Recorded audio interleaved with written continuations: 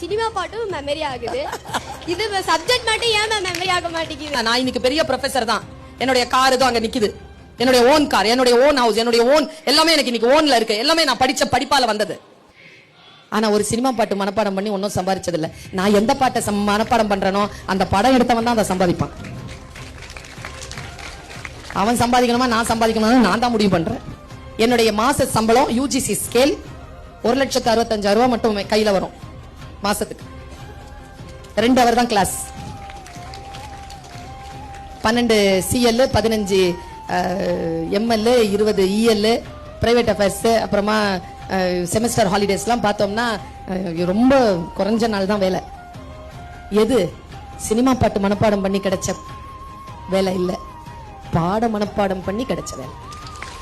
இப்ப நான் அனுபவிக்கிறேன். நீ இப்போ சில விஷயங்களுக்கு நோ சொல்லு, புரியுதா? நான் என் வாழ்க்கையில் இப்படித்தான் இருக்க வேண்டும் என்று நான் முடிவு செய்கின்ற பொழுது என் மனதை நான் நிறுத்துகிறேன். ஆர்வம் எங்கே போகிறதோ அந்த ஆர்வத்தை கட்டுப்படுத்து குழந்தைய.